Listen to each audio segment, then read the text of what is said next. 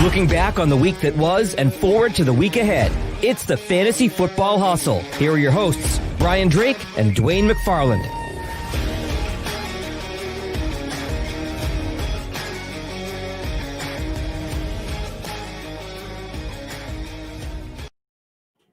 Hey everybody, Brian Drake from the Fantasy Football Hustle podcast and fightingchancefantasy.com. Going to do something a little different this week. We're going to talk instant reaction to the Philadelphia Eagles losing to the LA Rams 37-19. As you guys all know, if you listen to the show, I'm a big Eagles fan, so we're going to just try something a little fun today. Let's talk about the team and what went wrong as the Birds fall to 0-2. Put a fantasy spin on it as well. Wentz was abysmal. Let's be honest. What's going on here? The guy is missing very easy throws. He's forcing the ball into coverage downfield. He's not getting his playmakers involved. The offensive scheme is inept, and the defense is well in over its head. Wentz was 26 of 43, 0 touchdowns and 2 interceptions. Really a back-breaking interception in the end zone that kind of killed any momentum Philadelphia might have had. If you're in fantasy and you have him, he's droppable. There are other options, I'm sure, on your waiver wire, like Gardner Minshew or Big Ben. Wentz just doesn't have it right now. There's no reason for him to be on a fantasy roster. If you have to start 2 quarterbacks, fine, I get it. But we'll have to see what he does next week against Cincinnati, who isn't the greatest. And their stretch after that gets much more difficult. San Francisco and Pittsburgh. Miles Sanders, his early fumble set up the Rams for big-time success. They jumped all over it, as you saw him with the white sleeves on his arm. I don't know if that contributed to the fumble or the fact that he just hasn't been hit basically in a month because of recovering from all his injuries. He was fine after that, 20 carries for 95 yards and a touchdown. He did admit after the game his conditioning was a bit of a problem. For fantasy, Sanders was just fine. In a PPR, he scored you 22 points. There's nothing wrong with that. More on the Eagles' just general loss, and they're so bad at linebacker and safety. It allowed Tyler Higbee to go off 5 receptions, 54 yards, and 3 touchdowns. He is firmly in the tight end 1 conversation.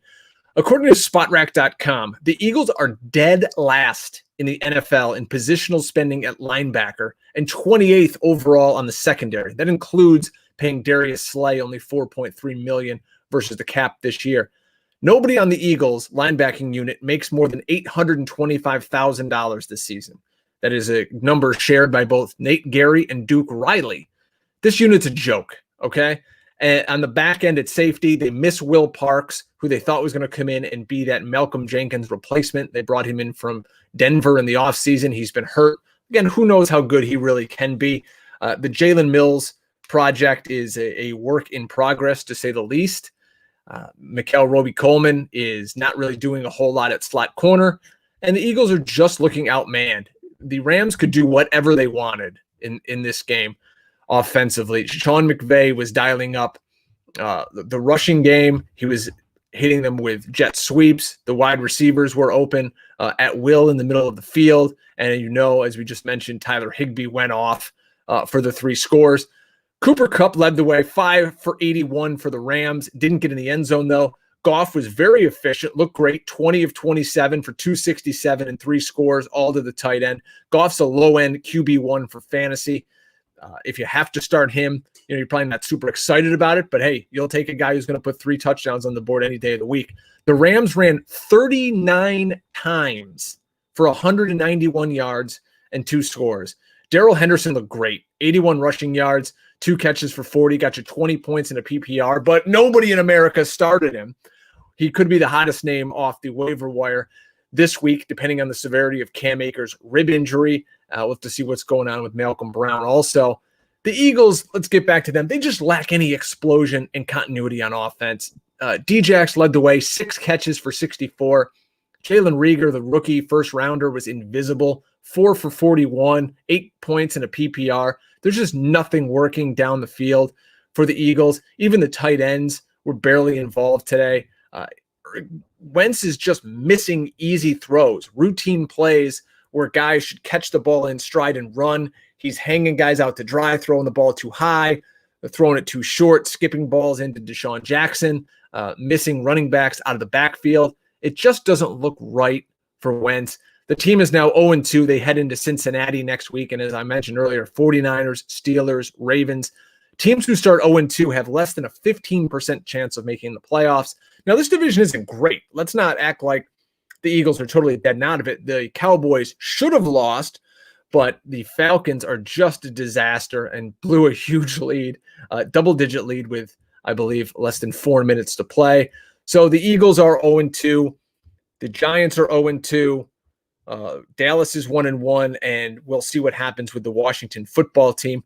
But boy, if you're an Eagles fan, where do you go? Leave a message here in the comments. I'd love to hear your thoughts on YouTube, what you think's going on with the Birds, what you'd like to see them do. For fantasy, what are you doing? Are you dropping Wentz? Are you getting rid of D-Jax? I have Deshaun Jackson in a few leagues, and guys are basically just saying, you can drop him. No one's going to pick him up. He's a guy we thought early in the season was going to really be an impact player for fantasy. And the Eagles went out and got all this speed, John Hightower and Rieger, because they wanted to stretch the field. Well, they aren't stretching the field, and it didn't open up anything today for their tight ends. So we'll see what happens in Philly. 0-2 for the first time since 2015. There's nothing fun about that. But we'll move on to Cincinnati, as Bill Belichick would say. We're on to Cincinnati, and we're on to the rest of week 2 and starting to look forward to week 3 here on the Fantasy Football Hustle. Check me out Tuesday night with Dwayne McFarland, who's a Cowboys fan. You Eagles fans can come give him some hell. Tuesday nights, we're back here on YouTube. Check us out at the Fantasy Football Hustle on YouTube and, of course, on iTunes. Check out the podcast. Like, subscribe, leave a comment, and we'd love to hear from you. That's it for me. We'll talk to you again next week, hopefully with a Birds victory, and we'll be back again with the Fantasy Football Hustle, all your fantasy needs. Take it easy, folks. Hit me up on Twitter at Drake Fantasy. Take care.